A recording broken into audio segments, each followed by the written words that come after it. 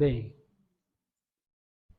eu resolvi, irmãos, o tema que nós vamos estar estudando hoje é o tema o perigo de se voltar à lei, né? Então é a 16ª aula de todos dessas ministrações que nós já falamos aqui, né? Relembrando os irmãos, nós estamos falando sobre a lei, sobre graça, e já caminhamos bastante, andamos, acredito eu que foi um caminho aí não tão longo, mas nós pudemos aprender bastante nesse tempo que nós tivemos refletindo sobre esse tema de lei e graça. Estamos chegando ao final, né, desse estudo, e a aula que nós estaremos falando hoje é o perigo de se voltar à lei. E na verdade, esse tema, pelo esboço dos irmãos, pela apostila, os irmãos vão ver que tem um fundamento no livro de Gálatas.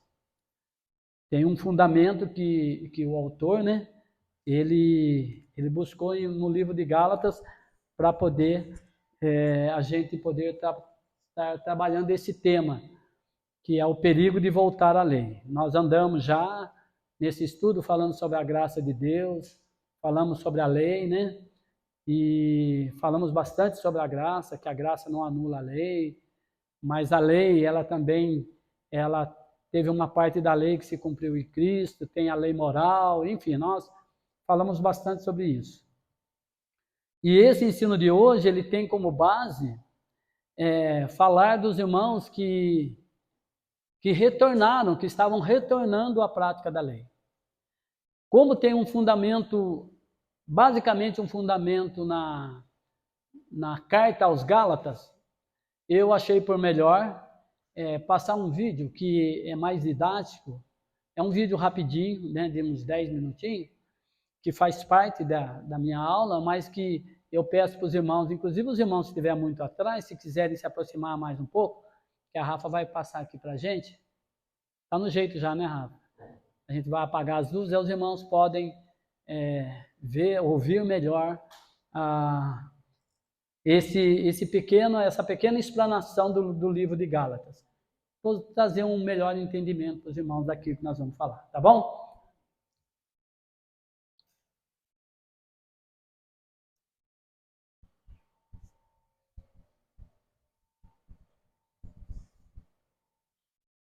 Carta de Paulo aos Gálatas. Foi escrita para várias igrejas na região da Galácia, onde Paulo tinha ido em uma das suas viagens missionárias. Você pode ler as histórias no livro de Atos.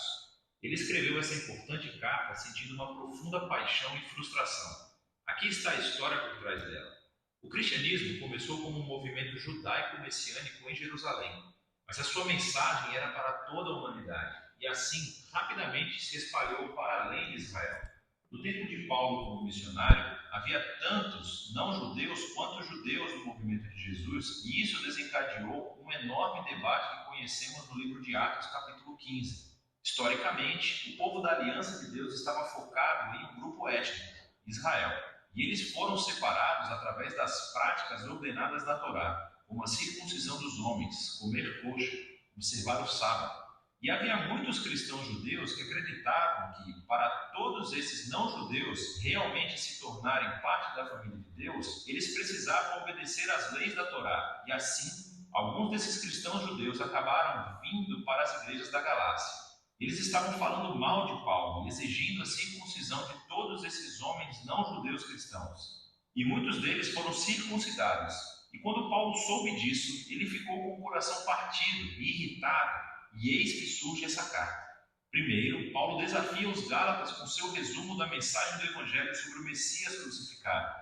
Então, ele argumenta que esse Evangelho é o que cria a nova família multiétnica de Jesus e Abraão, e ele mostra como esse Evangelho é o que realmente transforma as pessoas pela presença e pelo poder do Espírito.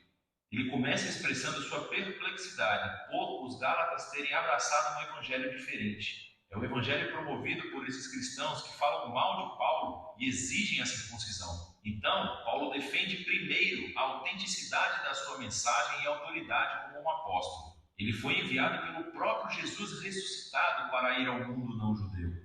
Lembre-se da história do livro de Atos. Paulo diz que somente mais tarde que ele foi a Jerusalém encontrar os outros apóstolos, como Pedro ou Tiago. E quando ele lhes disse que não estava exigindo que os cristãos não judeus fossem circuncidados ou comessem kosher, eles deram seu apoio total, mas essa tensão era mais profunda. Pedro tinha ido a Antioquia para visitar e ver todos esses cristãos não-judeus. E ele estava comendo e se relacionando com eles. Mas, quando alguns desse grupo de oposição de Jerusalém apareceram em Antioquia, Pedro cedeu sob sua pressão. Ele parou de comer com esses cristãos incircuncisos e os evitava. E assim Paulo confrontou e acusou Pedro de hipocrisia, de não permanecer fiel ao Evangelho. Para Paulo, exigir que esses novos cristãos fossem circuncidados e observassem as leis da Torá é um erro muito grande e por muitas razões. Primeiro de tudo porque é uma traição ao Evangelho. Ou, em suas palavras, as pessoas não são justificadas pelas obras da Torá, mas somente pela fé em Jesus, o Messias. E nós temos fé no Messias Jesus. Ser justificado, literalmente, ser declarado justo, é um termo do Antigo Testamento para Paulo. É quando Deus declara que alguém está em um relacionamento certo com Ele. Eles foram perdoados,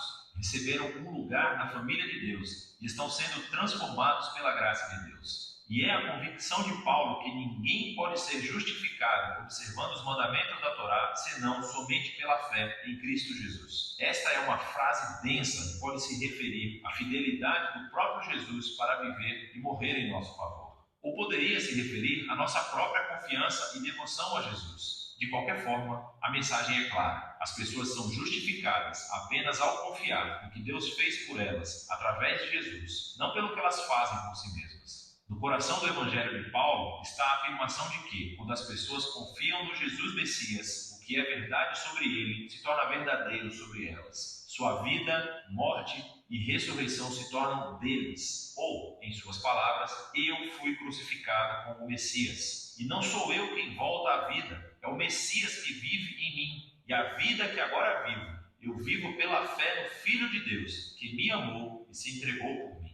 Então, a razão pela qual qualquer um pode dizer que está bem com Deus ou que pertence à família da aliança de Jesus não é porque obedeceu às leis da Torá. É somente por causa do que Jesus fez por eles, que eles nunca poderiam fazer por si mesmos. Agora, essa compreensão profunda do que Jesus realizou tem enormes implicações para quem pode agora fazer parte da família da aliança de Deus e o que significa viver como membro dessa família. Então, Paulo primeiro menciona as histórias sobre Abraão em Gênesis, como ele foi justificado ou declarado justo diante de Deus simplesmente por ter fé. Ao confiar na promessa de Deus, naquele dia, todas as nações encontrariam a bênção de Deus através dele e de seus descendentes. O propósito de Deus era sempre ter uma família grande, multiétnica, de pessoas que se relacionam com ele com base na fé, não nas leis da Torá. Mas isso levanta uma questão importante. Por que foi então que Deus deu as leis da Torá a Israel? Aqui, Paulo oferece uma explicação muito breve e densa, que mais tarde ele completará em sua carta aos Romanos. Ele observa que as leis da Torá foram dadas a Israel no Monte Sinai, muito depois da promessa de Deus a Abraão. E se você ler a Torá cuidadosamente, ele diz: você verá que Deus sempre desejou que as leis fossem uma medida temporária. Ele diz que as leis tiveram um papel negativo e positivo. Negativamente, as leis agiram como uma lupa sobre o pecado de Israel. Elas expuseram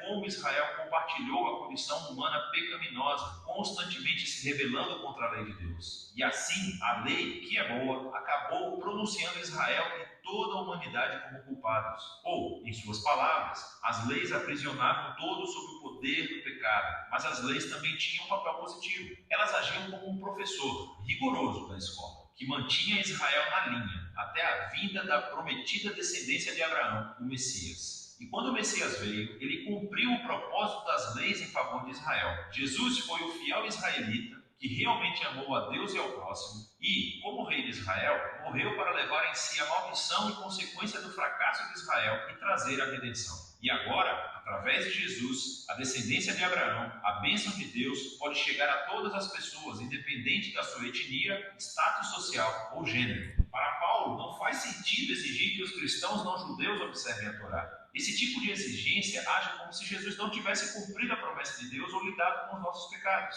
Negligencia a nova liberdade adquirida para nós através de Jesus e do dom do Espírito e limita a promessa e bênção de Deus a uma família étnica. Mas os adversários de Paulo podem argumentar que as leis da Torá são um guia comprovado para viver de acordo com a vontade de Deus. Como os cristãos não judeus aprenderão isso? Paulo responde nos capítulos 5 e 6, descrevendo como a presença transformadora de Jesus através do Espírito é o segredo. As leis da Torá são boas, são sábias, diz Paulo. De fato, todas elas podem ser resumidas como Jesus fez no mandamento de amar ao próximo como a si mesmo. Mas as leis, boas como são, não deram a Israel o poder de obedecê-las. Em comparação, a boa nova é que Jesus cumpriu as leis em nosso nome, e agora ele vive em nós através do Espírito, transformando o seu povo em novos seres humanos que cumprem a lei amando os outros. Então, Paulo continua, o contraste é entre a antiga e a nova humanidade. Os hábitos da antiga humanidade são óbvios. Estes são comportamentos que desumanizam as pessoas, destroem relacionamentos e comunidades inteiras. E, enquanto as leis da Torá proibiam esses comportamentos, Jesus realmente aniquilou-os na cruz. Então, quando uma pessoa confia em Jesus e vive em dependência do Espírito, a vida de Jesus se torna dessa pessoa e produz aquilo que Paulo chama de fruto do Espírito. Este é o modo de vida de Jesus que ele quer reproduzir na sua família, para que se tornem pessoas de amor, alegria, paz, paciência, bondade, fidelidade, humildade, gentileza e autocontrole. Mas esse fruto não é automático, diz Paulo. Ele requer cultivo,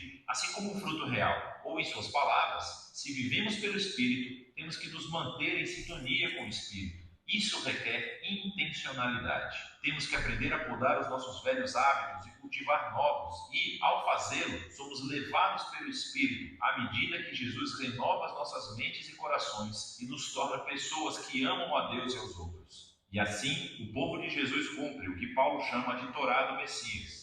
No final, Paulo conclui, esse requisito para os cristãos se tornarem observadores da Torá ou serem circuncidados é um caminho que perde o foco no objetivo. O que realmente importa é a nova criação de Deus, essa família multiétnica do Messias. Pessoas cheias de fé em Jesus, que estão aprendendo a amar a Deus e aos outros no poder do Espírito. E é disso que trata a carta aos Gálatas.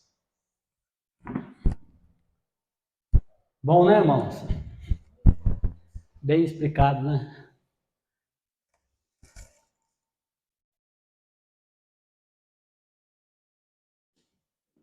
Agora podemos voltar no slide, né? Então, na verdade, quando Paulo ele recebe a informação, né, da igreja de Gálatas, e na verdade, como nós vimos, não está falando de uma igreja. Os Gálatas, quando, pelo menos alguns estudiosos, eles explicam que quando fala aos Gálatas, não está falando a um grupo, a uma igreja, mas está falando a várias igrejas da Galácia, que são chamadas também dos Gálatas. E quando ele fala com base naquilo que ele entende que foi decidido lá no Concílio de Jerusalém, que está relatado no Atos, né, capítulo 15, que fala que sobre quando houve começou a haver essa conversão dos gentios, e esse desenho que nós vimos mostra que Paulo, ele não foi, quando ele se converteu, ele não foi imediatamente se tratar com os demais apóstolos, mas ele teve um tempo antes de ir. E quando ele foi, ele leva todas as informações que o evangelho tinha alcançado os gentios. E que Deus tinha já trabalhado com Pedro um período antes, mostrando para Pedro que o evangelho ele também alcançaria pessoas, né? Que foi aquele sonho que Pedro teve, né? Com aqueles animais no lençol, os animais impuros e tudo mais. E Pedro, então, a partir de então, ele entende que o evangelho ele chegou aos gentios. E há uma decisão da parte dos apóstolos judeus, né? Lá da parte de Tiago, Pedro, Tiago, João, né? E esse Tiago que a Bíblia fala, que fala aqui em Atos dos Apóstolos, não é o Tiago, irmão de João, mas é o Tiago, irmão de Jesus. Amém? E eles decidem, então, que Paulo deveria continuar o seu ministério para os gentios, né? E faz apenas algumas exigências, né? Só que Paulo percebe que alguns irmãos da parte dos judeus, eles descem para a região da Macedônia, da Antioquia, e eles começam a prejudicar aquilo que Paulo, o trabalho que Paulo tinha feito. Eles começam a tentar judaizar novamente aqueles que tinham sido evangelizados por Paulo.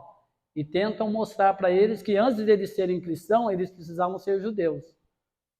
Primeiro eles se converteriam ao judaísmo para depois observar, para se tornarem cristãos.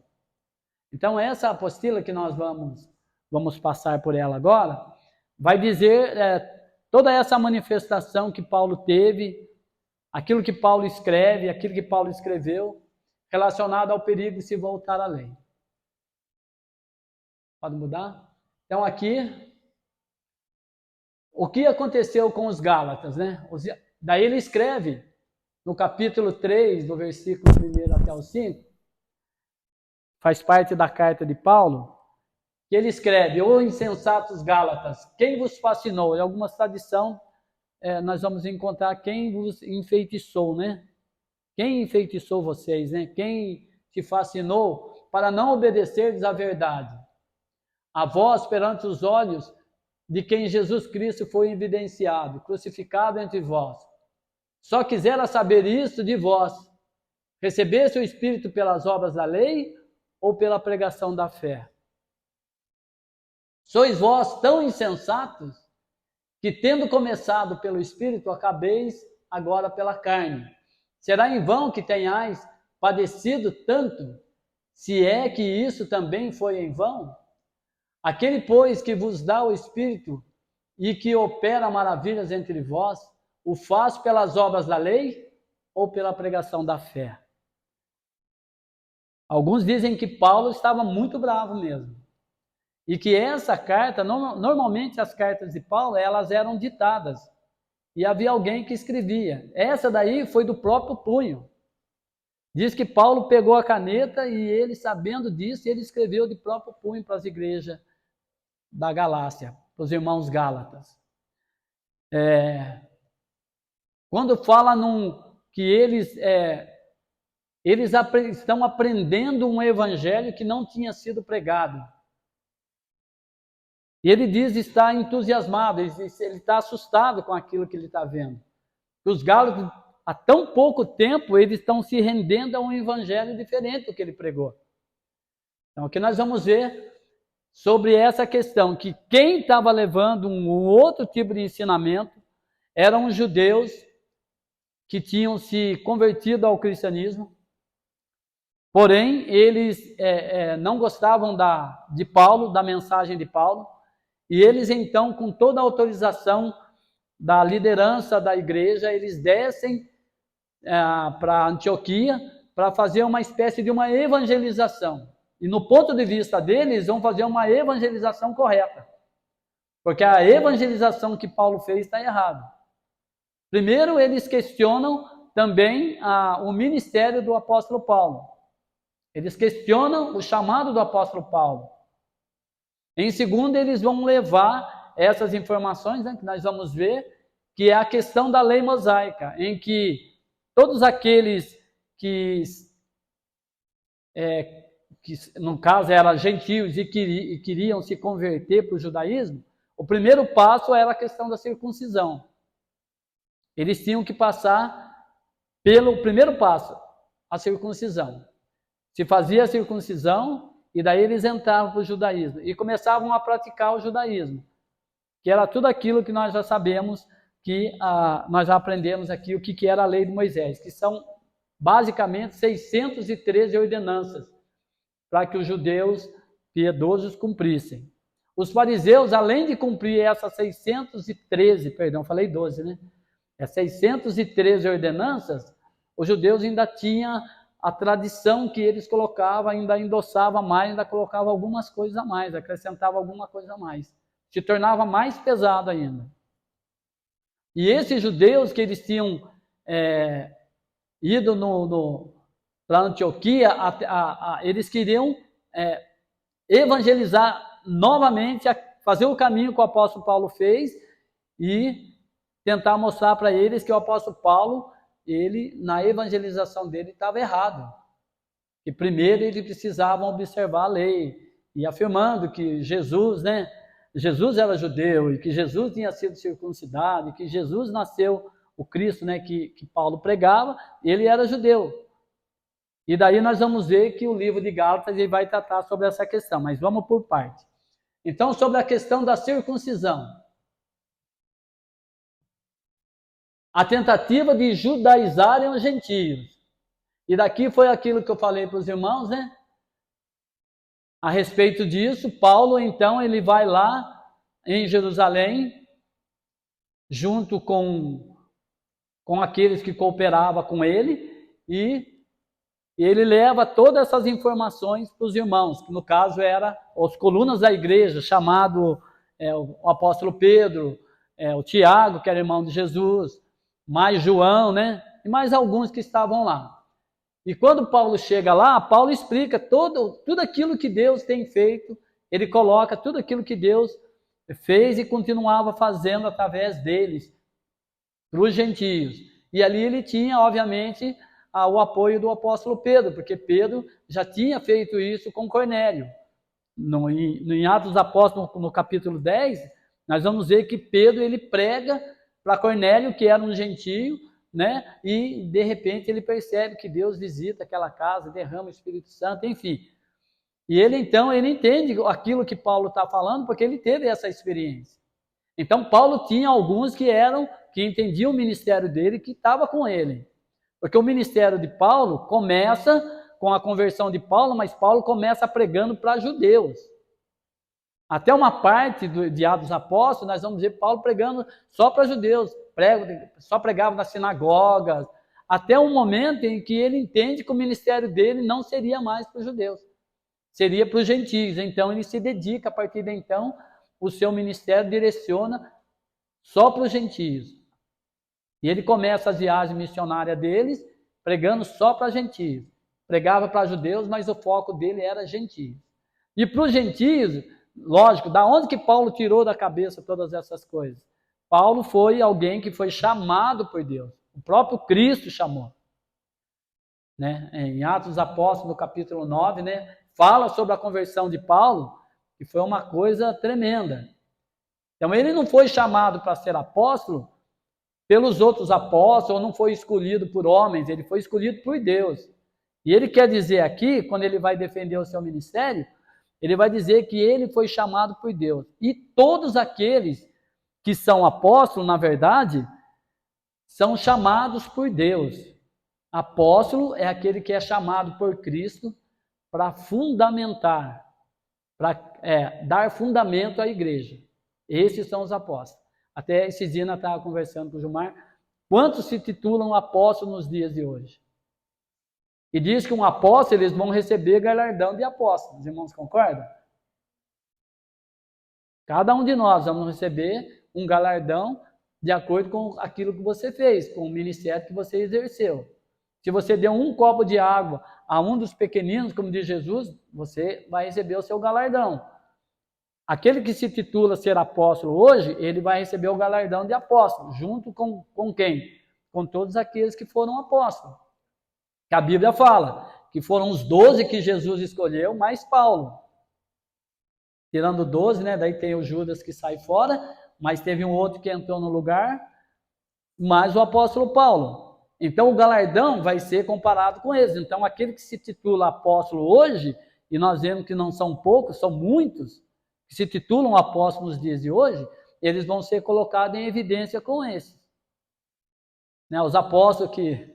A gente vê o apóstolo Paulo fala assim, eu carrego no meu corpo as marcas de Cristo, né? Daí vai pegar um apóstolo nos dias de hoje e vai falar, vamos ver o que você carrega aí, né? Daí a gente vê, né, que é quanta coisa que a gente vê nos dias de hoje, né? Então, quando Paulo entende o seu ministério, ele vai até os irmãos de Jerusalém e lá ele faz toda a explanação. E há uma contenda que não é pouca. Há aqueles que são a favor, aqueles que optam em falar, não, o apóstolo Paulo está certo. Alguns falavam que não. E houve então esse concílio, né, que é considerado na Bíblia o primeiro concílio da igreja. Hoje já tem muitos concílios, mas o primeiro concílio da igreja foi esse de Jerusalém. E que foi decidido que Paulo deveria continuar o seu ministério e que não seria imposto nada aos gentios. Então, os gentios que se convertessem ao evangelho, eles não deveriam observar a lei de Moisés, mas foi feita algumas restrições a eles, né? Como sobre a imoralidade sexual, sobre a carne sufocada e o sangue sufocado e a carne oferecida a ídolos, que era para eles se afastar dessas coisas. E as demais coisas, tranquilo. Foi isso que foi decidido no concílio. Então, esse Atos 15, de 1 a 5, nós podemos ler, e daí nós já vai para o próximo slide. Então, alguns que tinham descido da Judéia ensinavam assim os irmãos: se não vos circuncidardes, conforme o uso de Moisés, não podeis salvar-vos. Tendo dito Paulo e Barnabé, não pequena discussão e contenda contra eles, resolveu-se que Paulo e Barnabé e alguns outros dentre eles subissem a Jerusalém, aos apóstolos e aos anciãos, sobre aquela questão. E eles, sendo acompanhados pela igreja, passavam pela Fenícia e por Samaria, contando a conversão dos gentios e davam grande alegria a todos os irmãos. E quando chegaram a Jerusalém, foram recebidos pela igreja e pelos apóstolos e anciãos, e lhes anunciaram quão grandes coisas Deus tinha feito com eles. Alguns, porém, da seita dos fariseus, que tinham crido, se levantaram dizendo que era necessário circuncidá-los e mandar-lhes que guardassem a lei de Moisés. Então, alguns, obviamente, dos fariseus que tinham se convertido, eles defendiam essa ideia. Então, foi essa a causa maior de que Paulo escreve aos irmãos da Galácia, né, a igreja de Gálatas, dos Gálatas, afirmando sobre essa questão de que alguns desceram para judaizarem eles, sabendo que Paulo já tinha anunciado o evangelho, que era o evangelho de Cristo, em que nós vamos entender um pouquinho depois, que a circuncisão já não era mais válida, né? Mas para o povo de Deus, a circuncisão era válida. Então, por exemplo, Paulo foi circuncidado, Jesus foi circuncidado. Mas o que é a circuncisão? Circuncisão era lei? Não, não é lei. Uma das coisas é essa, que a circuncisão não era lei. Porque a lei foi dada a Moisés, mas a circuncisão veio antes de Moisés, foi dada a Abraão. E diga-se passagem que não é só judeus que é circuncidado. Os irmãos sabiam disso ou não? Sabiam que não é só judeu que é circuncidado? E os árabes também são circuncidados? Porque os árabes são descendentes de Ismael. E Abraão, quando Deus chama Abraão e Deus faz uma aliança com Abraão, e Deus ordena que Abraão faça a circuncisão como sinal da sua aliança com ele, Abraão tinha 99 anos e Ismael tinha 13, e os dois são circuncidados. E a partir de então, toda a casa de Abraão também, os machos, né, foram circuncidados. E a partir de então, todos aqueles que fazem parte do povo, que quer fazer parte da aliança, da família de Deus, é necessário circuncidar. Então eles levantavam esse argumento. Se quer fazer parte da família de Deus, você tem que circuncidar e observar a lei de Moisés. Só que Paulo, ele tinha que defender o seu ministério, e tinha convicção do que Jesus, daquilo que Jesus revelou para ele e do seu ministério, ao qual Jesus o chamou. Então diz aqui, em Gálatas, no capítulo 2:1, né, a firmeza, aquilo que Paulo fala, a defesa de Paulo, o que Paulo escreve aos Gálatas. Depois, passado 14 anos, subiu outra vez a Jerusalém com Barnabé. Então, Paulo está explicando aos Gálatas que depois da conversão dele, ele só foi ter com os irmãos e falar do seu ministério 14 anos depois. 14 anos depois. Quer dizer, ele já tinha um chamado de apóstolo e depois de 14 anos ele foi ter com o que eram chamados colunas da igreja, que são os outros apóstolos. Então ele está falando aos Gálatas esse encontro que ele teve, que foi o concílio de Jerusalém, que nós acabamos de ler, né, que está em Atos dos Apóstolos, capítulo 15, ele está falando desse encontro, ele escreve aos Gálatas falando desse encontro, que ele sobe com Barnabé, levando também Tito, e ele sobe por uma revelação, e ele então expõe o evangelho que ele estava pregando entre os gentios. Ele está escrevendo para os Gálatas, e particularmente ao que estavam em cima, para que de maneira alguma não corresse ou não tivesse corrida em vão. Mas nem ainda Tito estava com Paulo nesse encontro com os apóstolos, e ele sendo grego, ele também não foi persuadido ou obrigado a circuncidar naquele momento. Que estava comigo, sendo grego, foi constrangido a circuncidar-se. E isso por causa dos falsos irmãos que se intrometeram secretamente e entraram a espiar a nossa liberdade que temos em Cristo Jesus. Para nós, porém, para nos porem em servidão, aos quais nem ainda por uma hora cedemos com sujeição, para que a verdade do Evangelho permanecesse entre nós, entre vós. Então, o que Paulo está explicando aos Gálatas?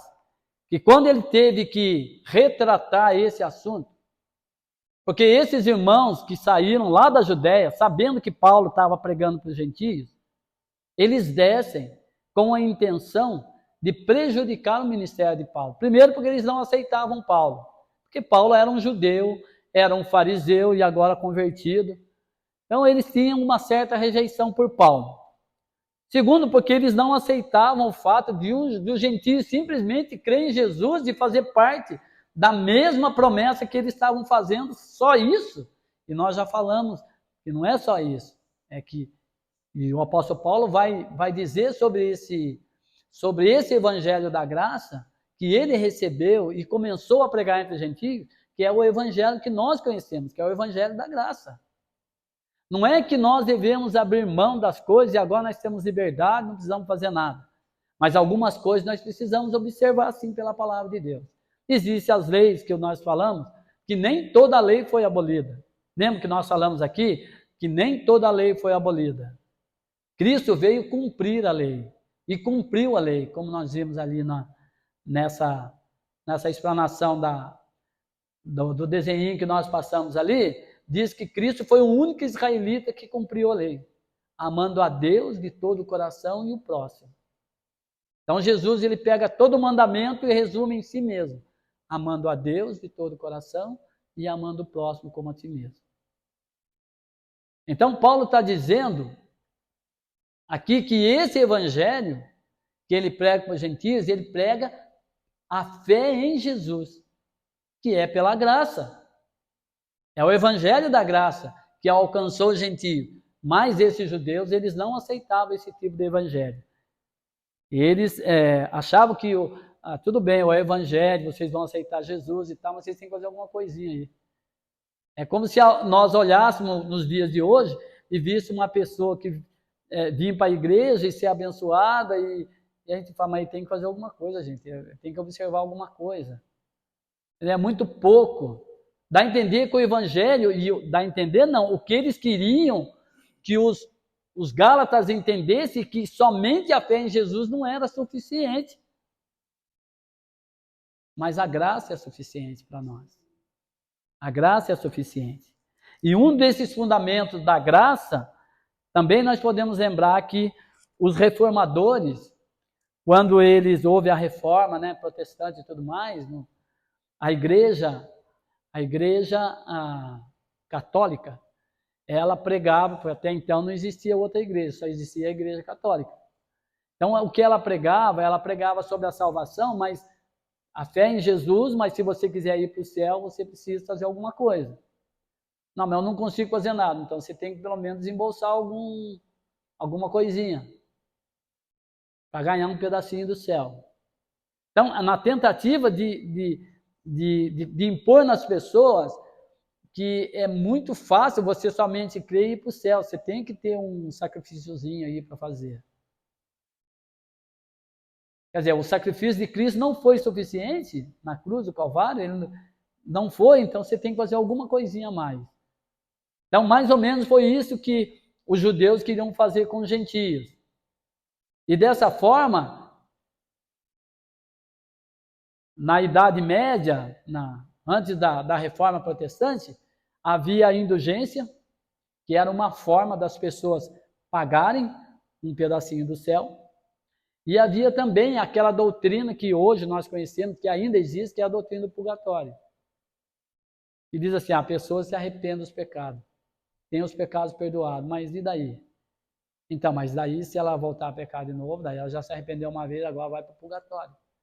Daí lá, ela vai, aos poucos, ela vai sendo purificada pelo fogo, até atingir o estágio de varão perfeito, de pureza, para poder entrar no reino de Deus. Era uma outra doutrina que era pregada e é pregada até hoje. Então, quando você vai lá e fala assim, a pessoa morreu, então vamos rezar a missa de 7º dia, de 15 dias, de 1 ano, de 2 anos, 3, quantos? Para quê? Mas por quê? Por que rezar a missa? Por que interceder por ele? Justamente por isso.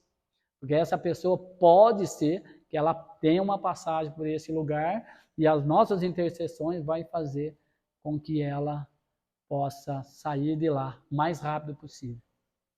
E daí tem a questão das velas. Mas por que tem que acender as velas? Porque as velas, quando são acesas, é para simboliza o caminho que ela tem que seguir, é a luz que ela tem que ter. A vela você acende aqui, mas ela está iluminando a alma dele lá. Essa é a doutrina. Comércio, na verdade. E por isso que se acende tantas velas. Os irmãos sabiam disso ou não? E dessa forma os judeus queriam trazer os gentios que já estavam livres do seu pecado, libertos, vivendo uma liberdade em Cristo, vivendo uma nova vida em Cristo, vivendo uma nova identidade em Cristo, trazer para uma escravidão de leis, que obrigava eles a fazerem isso ou fazerem aquilo. Então a circuncisão foi o primeiro ponto. E aqui Paulo vai explicar que a circuncisão, ela na verdade, ela teve um significado na velha aliança, que foi a aliança que Deus fez com Abraão e todos aqueles que fizessem parte da família de Abraão, tinha que ser circuncidado, tinha que ter esse sinal. Mas na verdade o que Deus estava querendo dizer é que o projeto de Deus é para ter uma multifamília. Não uma família em Abraão, mas não era o projeto de Deus para Abraão, quando ele diz, em ti serão benditas todas as etnias da terra. Não é que seria bendita todas as famílias judias que crescem em mim, não, Jesus, não foi isso que Deus falou. Em ti serão benditos todos os povos. Então, através dessa aliança que eu faço com você, todas as famílias serão abençoadas, todas as etnias, todos os povos. Só que ele não está falando de Abraão, ele está falando lá de um descendente de Abraão, que viria e traria a verdadeira aliança, né? Aliança verdadeira que Deus estaria fazendo com o homem, não através de um sinal, não através de um corte no prepúcio, mas através da obediência a Cristo, a circuncisão verdadeira que se faz no coração. Então Paulo ele explica aos romanos, porque não é judeu o que é exteriormente, nem é circuncisão o que é exteriormente na carne, mas é judeu o que o é no interior. E circuncisão a que é do coração, no espírito, não na letra, cujo louvor não provém dos homens, mas de Deus.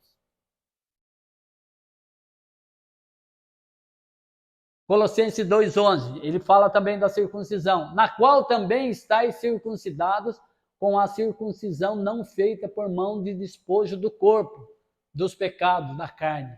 Pela circuncisão de Cristo, sepultados com ele no batismo, nele também ressuscitastes pela fé no poder de Deus, que o ressuscitou dentre os mortos. Ele está falando da circuncisão.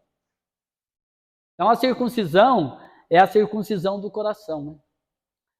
E é interessante que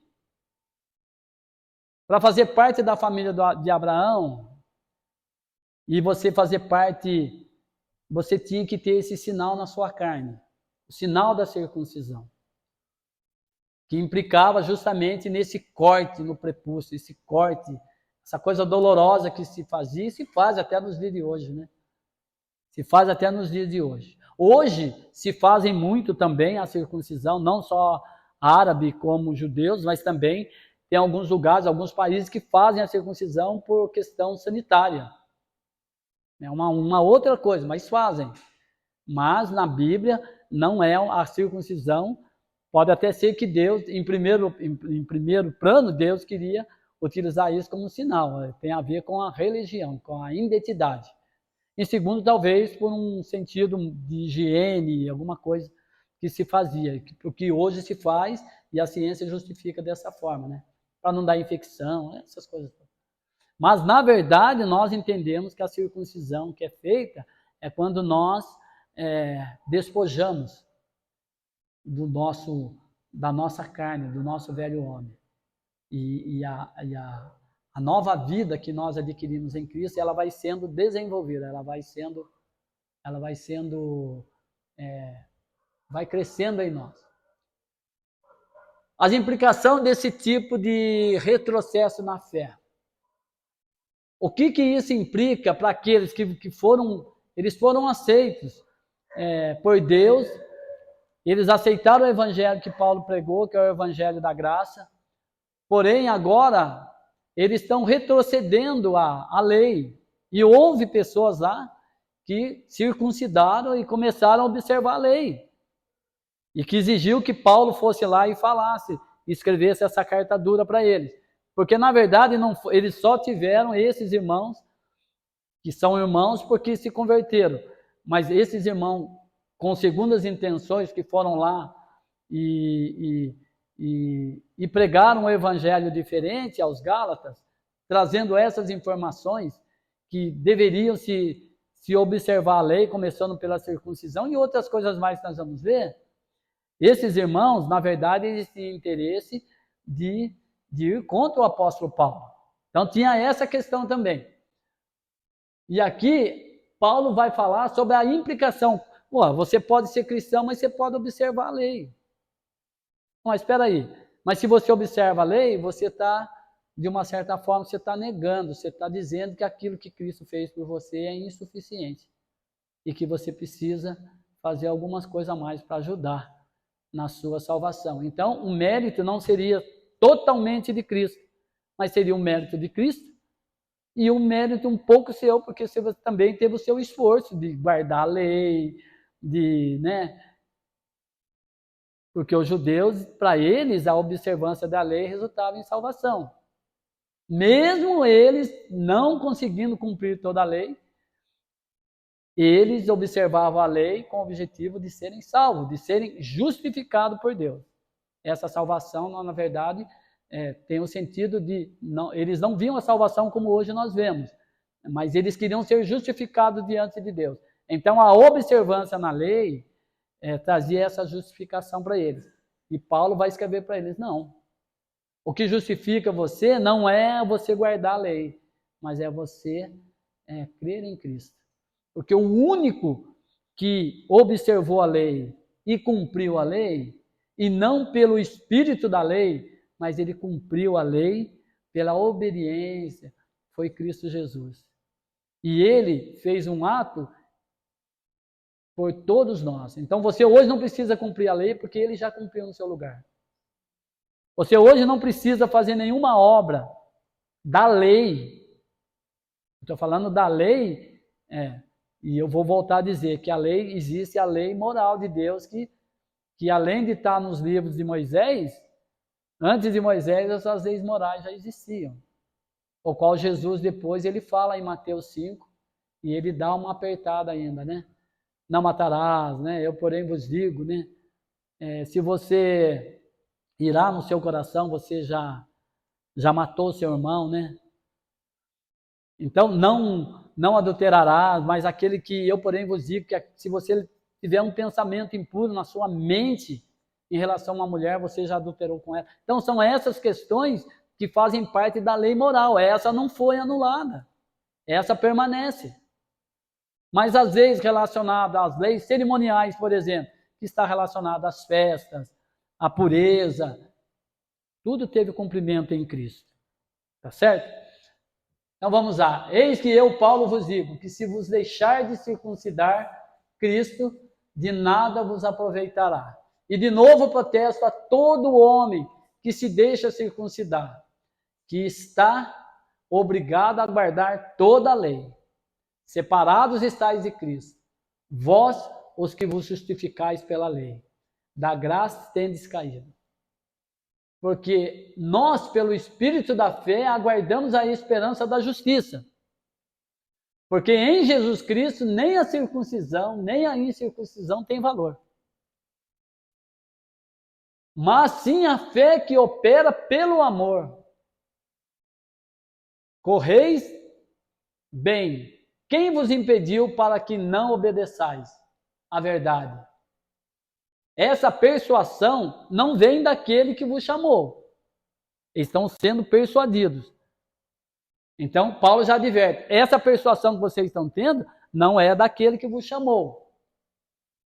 Um pouco de fermento leveda toda a massa. Ou seja, vocês estão permitindo que alguém traga uma informação para vocês, que persuada vocês com alguma informação, e isso vai trazer sérias consequências para vocês. E uma das quais que ele fala, né? Que vocês vão cair da graça.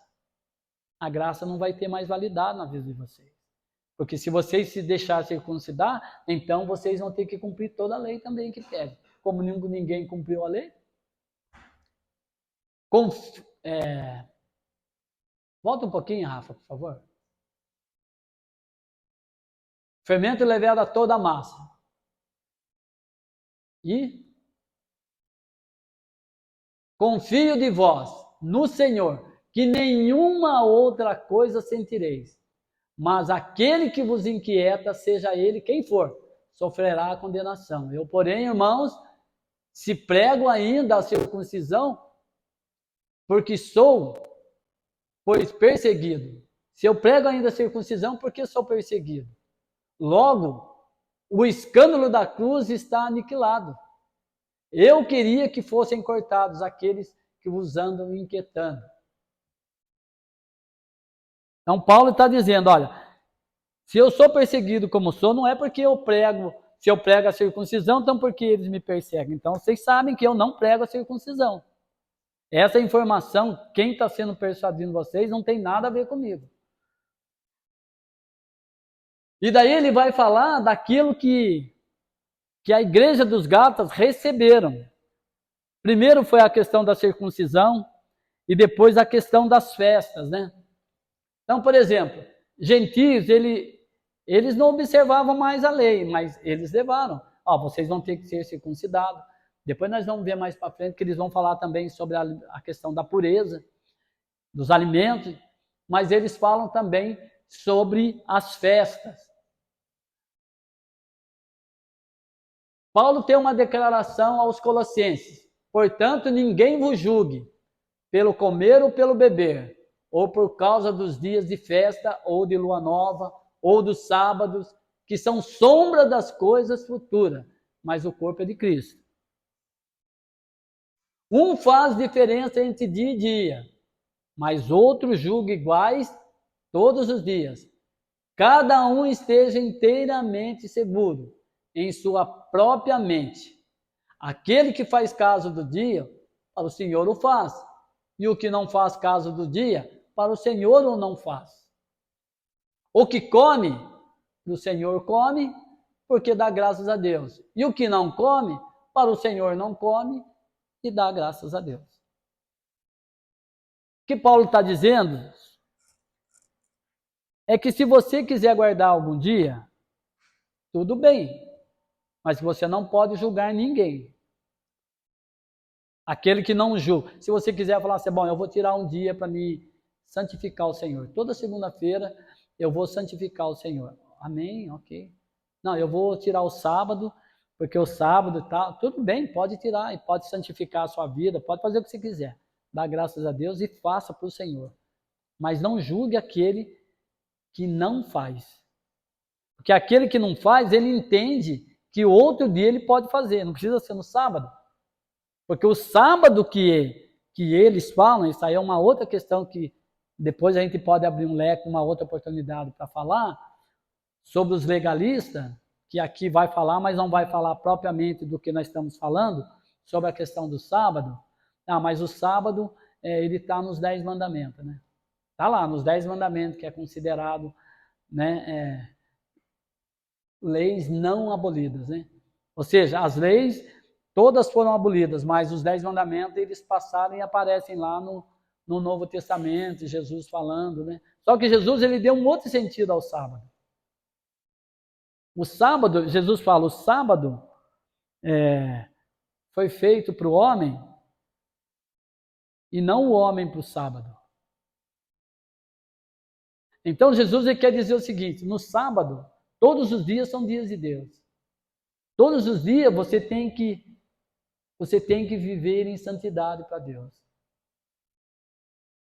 Mas se você não consegue viver todos os dias, então nós vamos guardar um dia de sábado aqui que você viva. Esse dia, você pelo menos um dia você vai tirar. Porque Jesus ele entendia que se não tivesse esse dia de sábado, ninguém guardaria nada. O homem viveria daí agora.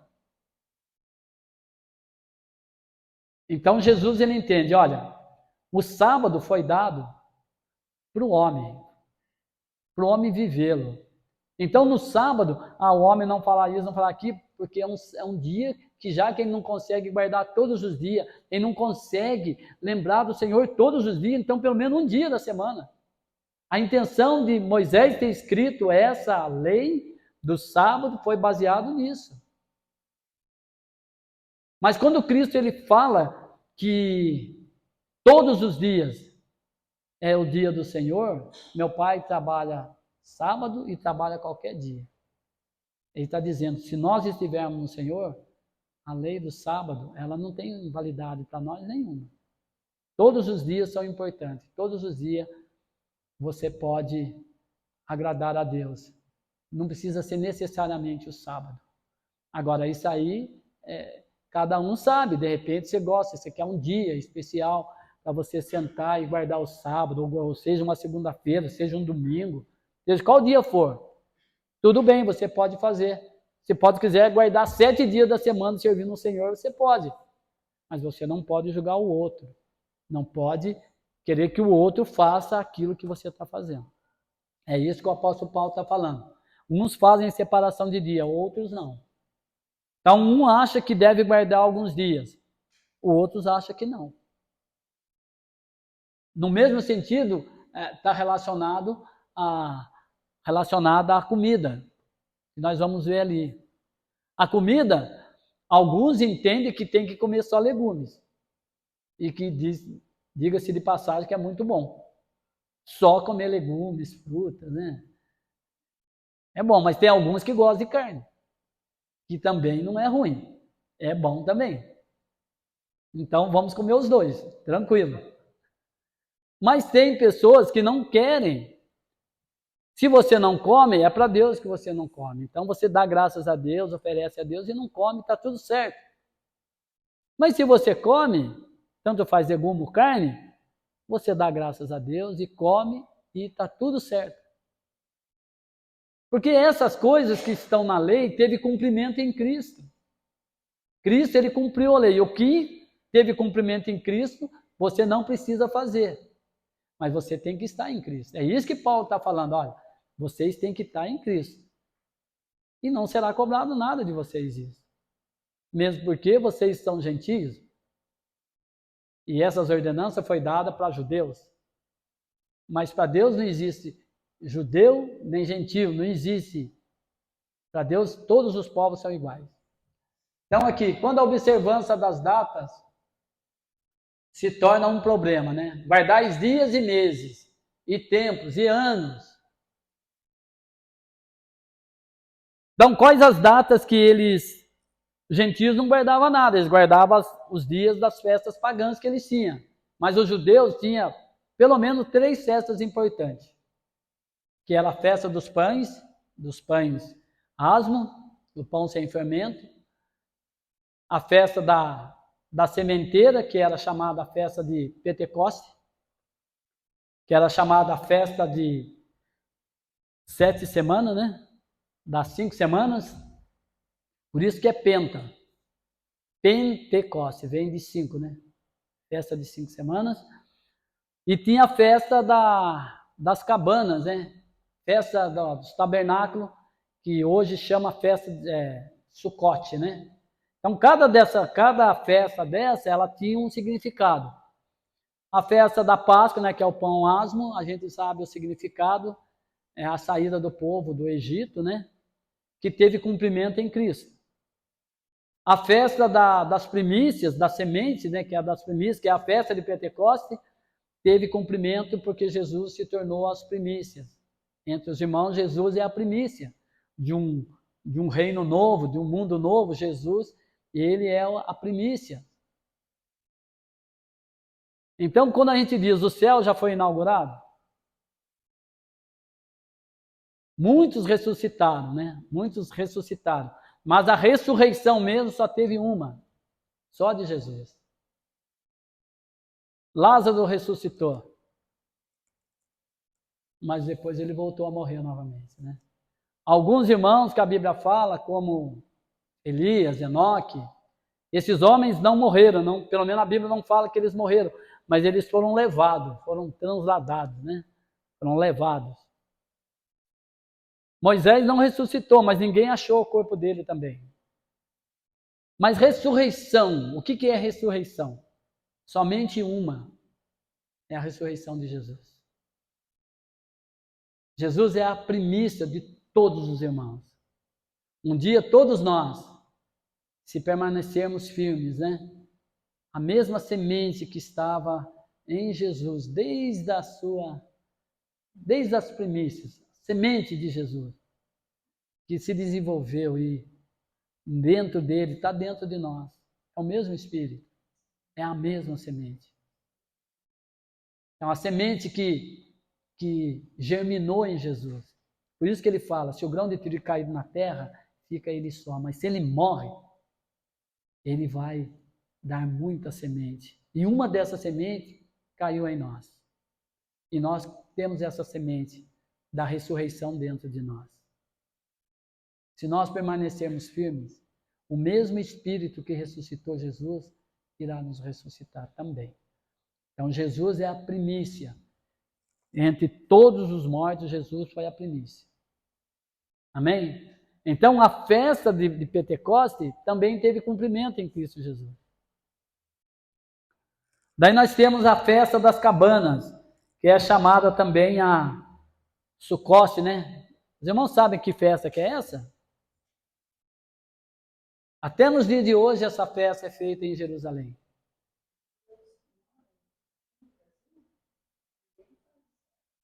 Essa festa, né?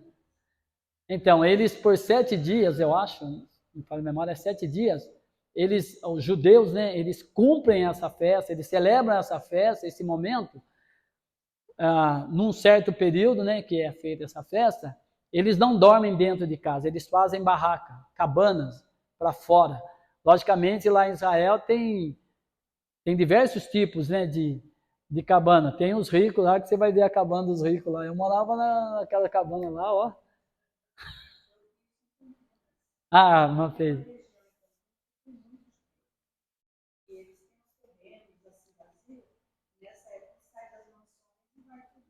Tudo morar nas barracas. Olha só. Então eles faziam as barracas para lembrar o tempo que eles foram peregrinos no deserto e moraram expostos ao sol. É muito lindo. Essa festa, ela tem uma tipologia linda, irmã. Tem um fundo não só histórico, mas assim, com um foco numa realidade, na vida muito linda mesmo. Eu lembro que nós também moramos 2 dias numa barraca lá perto de casa. Montamos uma barraca e eu, minha esposa, as criançadas de casa, Não, nós vamos experimentar dormir fora de casa. Daí eu fiz uma barraca e falei, para a gente não ter a tentação de voltar para dentro de casa, a gente fecha a porta e joga a chave no quintal. Daí fizemos isso, né? Meu Deus do céu, que noite terrível. Pior noite da minha vida, irmão. Dormir em barraca, irmãos. Exposto ao... Mas foi algo que fez parte da vida da gente também. Mas essa festa, ela teve cumprimento também em Cristo, né? Cristo, a morada eterna, né? Ele simbolizando essa travessia, esse caminho. Então, quando Paulo fala que essas festas, elas não precisam ser lembradas porque em Cristo teve cumprimento. Então, essas festas, elas não precisam ser lembradas. A questão do sábado, né? Se fosse um mandamento para hoje, não haveria necessidade de dizer ninguém vos julgue. Portanto, ninguém vos julgue pelo comer ou pelo beber, ou por causa dos dias de festa, ou da lua nova, ou dos sábados, que são sombras das coisas futuras, mas o corpo é de Cristo, como nós já lemos. Então, em Cristo, até o sábado se cumpriu. Amém? Então, se alguém perguntar para nós, por que você não guarda o sábado? Porque o dono do sábado está comigo, né? Eu vivo no descanso daquele que é o dono do sábado.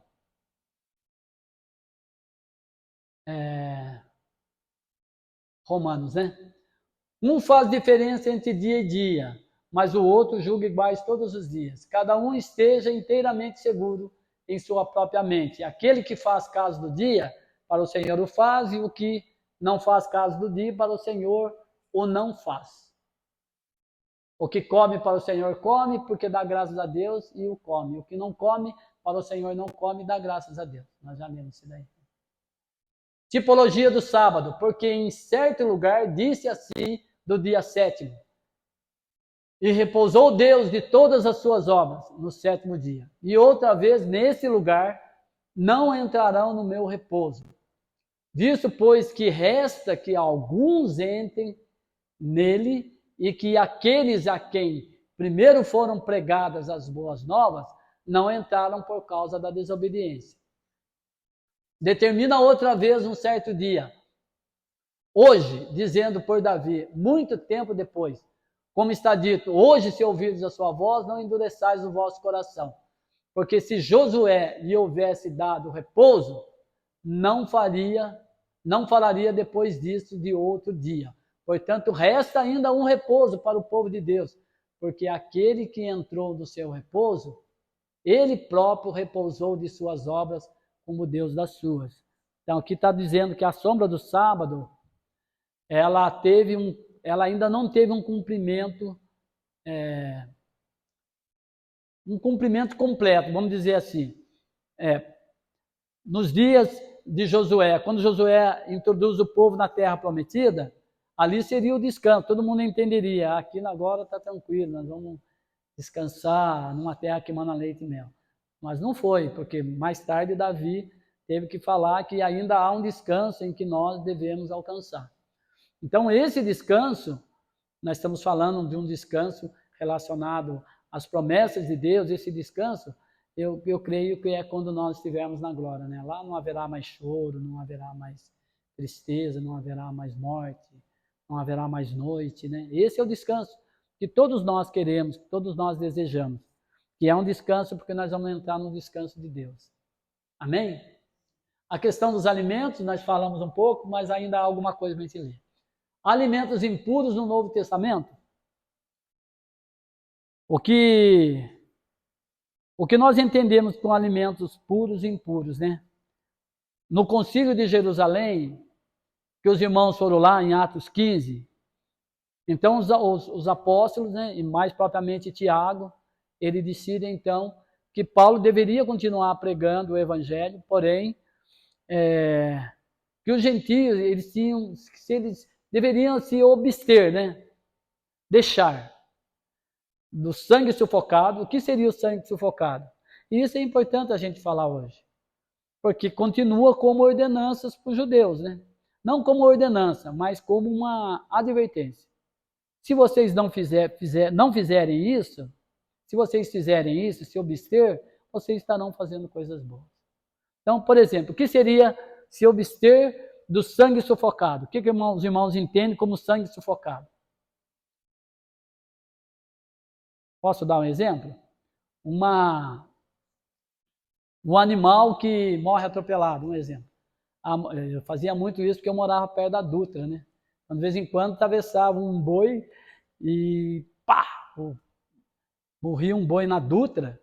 Como eu morava próximo, só descia, já aparecia açougueiro de tudo quanto é lado, para dividir a carne da vaca, né? Da vaca, do boi que tinha sido morto na estrada. Então, é um tipo de carne que pode-se entender que é sangue sufocado. Frango estrangulado. Quem tem o costume de estrangular o frango? Também é uma outra situação. Eu não gosto de frango. Mas eu como, mas eu não gosto, eu não quero nem saber a procedência. Quando eu como, não quero saber a procedência, mas assim, é uma situação que permanece. Então, o apóstolo Paulo fala, foi orientado a passar isso aos gentios, que se abstesse da carne sufocada. Então, se entende que a carne sufocada é aquele animal que não teve o sangue derramado, né? É um animal. Hoje eu não sei como que é feito esses abates, né? Não sei se corta a cabeça, né? Não sei como é que é. Mas a gente entende que a carne não pode ter o sangue, né? Não pode ter sangue. Então, quem gosta de chouriço, por exemplo. Misericórdia, irmão. Não sei quem gosta. A Nália comia muito chouriço. Eu falei, Deus me livre. Ela falou, nossa, você não sabe o que você está vendo. Chouriço? Pegava o sangue do animal. Quer dizer, se é proibido você comer um animal com sangue, né? Também tem um sentido de você pegar um animal ainda vivo e comer. Isso também, pela Bíblia, não é correto. Você comer o animal com a vida. E há lugares que servem animais assim, quase vivos. Para você ir lá e o bicho está mexendo, daí põe na panela lá, sei lá, e você vai comer. Gente, tem lugares que fazem isso. Então, é uma advertência, uma observação que os irmãos de Jerusalém fizeram para os gentios. Se eles se absterem disso, coisa boa eles fazem. Se abster da carne sufocada, da comida oferecida a deuses, né, a ídolos, né? Mas isso tem um outro sentido. Por exemplo, a gente vive dentro desse contexto quando chega na época de Cosme e Damião, daí gente, quantidade de chocolate, de bala que eu já joguei fora. Nossa, Deus do céu. Porque as crianças minhas às vezes pegavam e falavam, nossa, aí é sacrificado a ídolo. Aí não pode. Daí você tinha que jogar fora. Pegava a caixa de chocolate e bombom e jogava fora. E as crianças ficavam com o dedo na boca, chupando o dedo. Aí você tinha que ir lá e comprar igual, né? Ou antes de chegar, você já tinha que dar, né? Então, a gente sempre... Quem já não conviveu com isso daí, né? Com oferendas, né? E como que fica essa situação, né? Se você sabe que está sendo sacrificado, se você come, se você dá graças a Deus e come, para você tranquilo, porque não, Jesus vai falar que não é o que entra que vai contaminar para você. E o apóstolo Paulo fala que os ídolos nada ele não é nada. Mas aquele que viu você comendo, aí que está o problema. Então, por exemplo, lógico, os irmãos não vão fazer isso. Mas, por exemplo, uma encruzilhada. Se você tiver com fome, o único alimento que tem para você comer é aquele. Você pede, Deus, providencia um alimento para mim, Senhor. Eu estou morrendo de fome. Um exemplo, né? Vamos fazer um exemplo. E de repente aparece lá. Não é a questão do jejum. Eu jejuo. Não vai. Vamos imaginar. E tem ali alguma coisa, você pegar aquele alimento que é oferecido a ele e dar graças a Deus e comer, está tudo certo. É só você. É só você e Deus, porque aquele alimento, o ídolo não é nada. Ou a gente vai dar vida para o ídolo? Aquilo que é sacrificado. Agora, se você faz e fala para alguém, ou se tem alguém vendo, ou alguém com você que não tem essa mesma maturidade que você, aí é um problema. Porque daí você vai escandalizar o outro. E daí Deus vai cobrar de vocês. Amém? Então, sobre lá, depois, aqui Jesus vai falar sobre esse assunto da comida, né? Depois, quando deixou a multidão e entrou em casa, os seus discípulos o interrogavam acerca dessa parábola. Ele disse-lhe assim: também vós estáis sem entendimento? Não compreendeis que tudo o que de fora entra no homem não o pode contaminar? Porque não entra no seu coração, mas no ventre e é lançado fora, no esgoto. Tornando puras todas as comidas. E dizia: o que sai do homem, isso não contamina o homem. Amém? Então, o que Paulo está dizendo? Quando ele estava nesse debate com os fariseus sobre pureza e impureza, eles perguntam, mas seus discípulos não lavam a mão para comer? Fica questão da pureza, né? E daí Jesus, ele fala uma parábola, né? Ele conta uma parábola que o que contamina um homem não é o que entra, mas é o que sai. E daí ele cita, né? É do coração do homem. É dali que vai sair toda a contaminação. Quer dizer, o homem já está contaminado. Ele precisa trazer coisas puras, mas a pureza não vem de fora.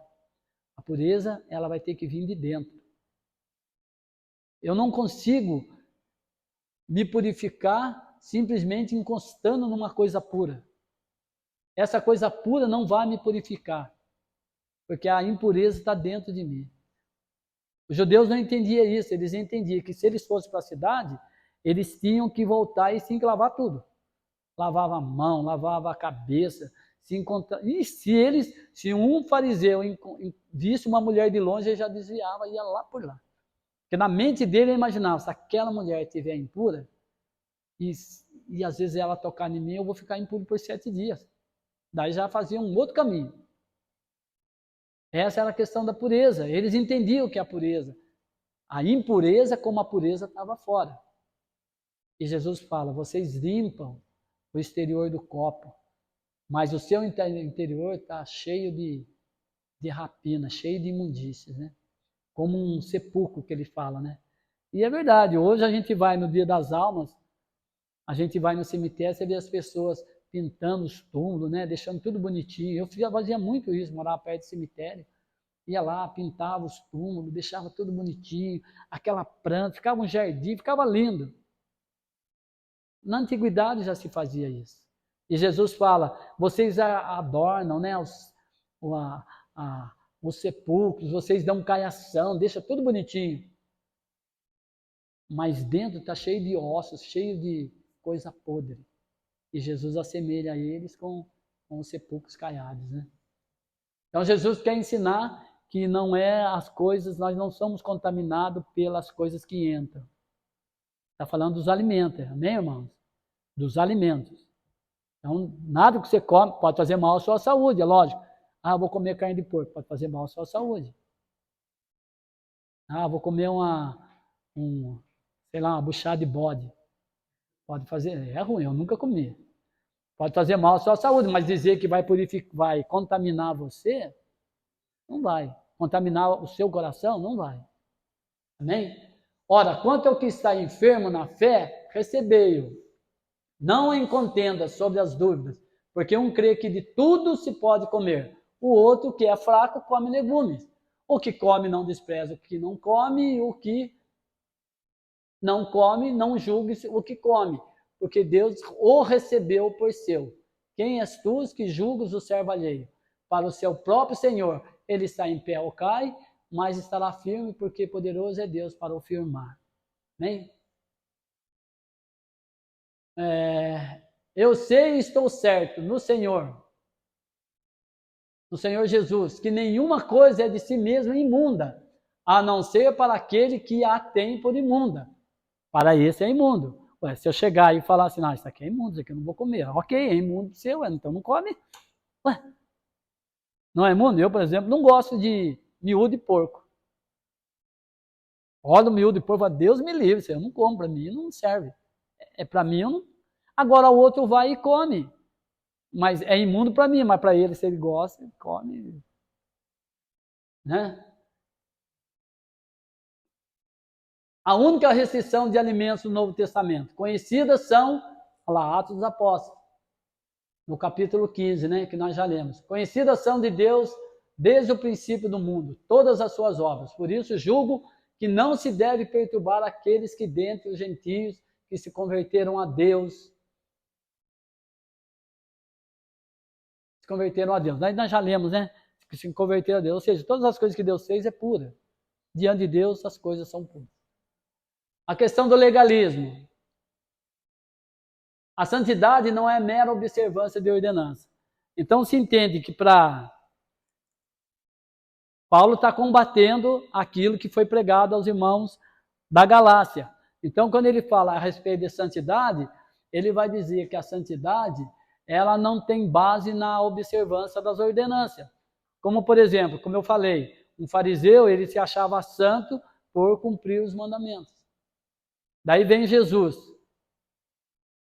Então, qual que eram os mandamentos? Você não pode isso, não pode aquilo, não pode, você não pode, isso aqui é impuro, isso aqui é impuro, isso aqui é outro, tudo. Então, eles viviam longe da marginalidade da época. Um fariseu não se via em contato com ninguém, é difícil você ver ele era destacado pelas suas vestes, os seus adornos, né? Os seus filactérios, eles eram reconhecidos por isso, por pura santidade, e as pessoas até saíam de perto. Mas a santidade que eles entendiam que eles tinham é pela obediência à lei. E aqui Paulo que vai dizer que não. E Jesus ele veio, obedeceu à lei, cumpriu a lei, amando a Deus e amando o próximo, e não viveu como os fariseus. Porque na verdade, não são as coisas externas que santificam você, mas são as coisas internas, é aquilo que você gera no seu coração. É isso que o santifica. É o que é gerado através da obediência, através da fé e a obediência. Se, pois, estáis mortos com Cristo quanto aos rudimentos do mundo, por que vos carregam ainda de ordenanças, como se vivesseis no mundo, tais como não toqueis, não proveis, não manuseeis, é a vida dos fariseus, né? As quais coisas todas perecem pelo uso, segundo os preceitos e doutrinas dos homens, as quais têm, na verdade, alguma aparência de sabedoria em devoção voluntária, humildade e em disciplina do corpo, mas não são de valor algum, senão para a satisfação da carne. Então, tudo que você pode fazer aqui, Alária, muitas coisas que você pode fazer em obediência, obedecendo ordenanças que é feito para você, não tem validade. Eu estou falando a respeito da santidade, irmãos. Não estou falando, porque tem vários conceitos de santidade que nós já falamos, né? Não estou falando da santidade aparente, daquela santidade hipócrita, daquela santidade religiosa, que muitos acham que eu sou santo, né? Eu sou santo. Um fariseu, ele era justificado, ele era justo, porque ele achava que ele cumpria toda a lei, por isso ele era santo. E Jesus fala para eles, não é isso não. Vocês querem obedecer à lei, obedeçam. Mas existem outras coisas que vocês precisam observar. Como, por exemplo, misericórdia. Porque a misericórdia tem a ver com a essência, com aquilo que Deus é.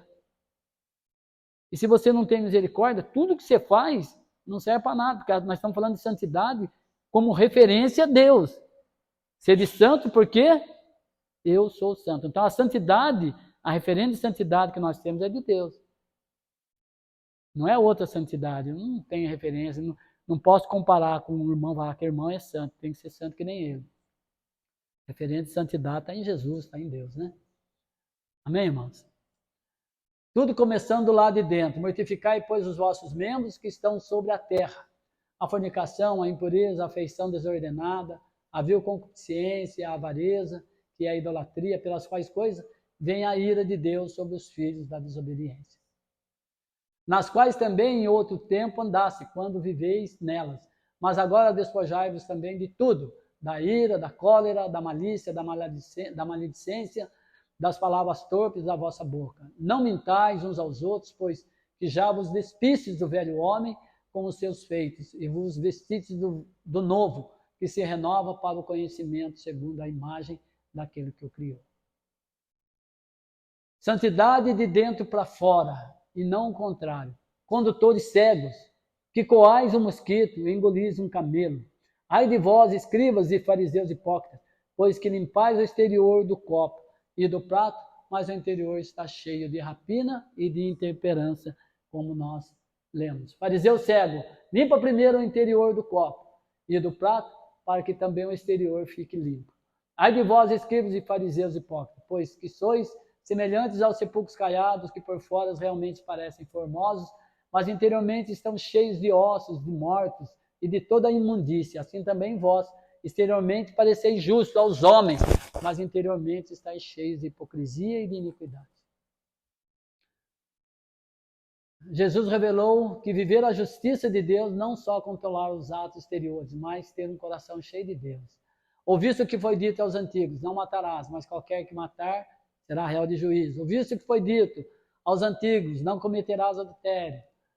Outro sim, ouviste o que foi dito aos antigos, não perjurarás, mas cumprirás os teus juramentos ao Senhor. Ouviste o que foi dito, olho por olho, dente por dente. Ouviste o que foi dito, amarás o teu próximo e odiarás o teu inimigo.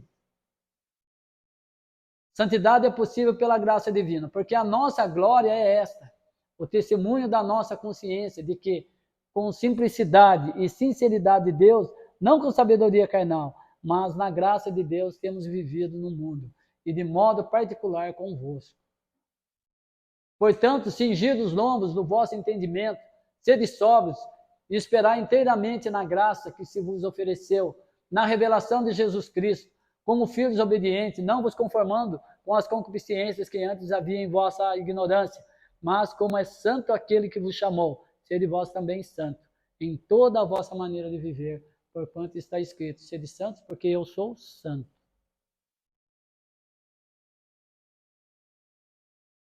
Mais um? Acabou? Amém. Então é isso, meus irmãos. Então a santidade a gente sabe que vem através da fé, da obediência aos mandamentos de Jesus. Então o que difere nós já vimos, né? Nós não podemos retornar às ordenanças da lei. De repente a gente se vê tão obrigado parece que é tão chato viver só pela graça, né? Então tem que ter algumas obrigaçõezinhas para nós, né? Vamos tentar nos sujeitar a alguma coisa. A graça é suficiente. Amém? Uma das frases dos reformadores foi essa, as 5 solas, né? 5 solas que diz só Cristo, só a Escritura, só a graça, só a fé e só Deus seja dado o louvor. São as 5 solas que prevaleceu até nos dias de hoje. Somente isso. Obra. Nada disso. Amém? Deus abençoe os irmãos.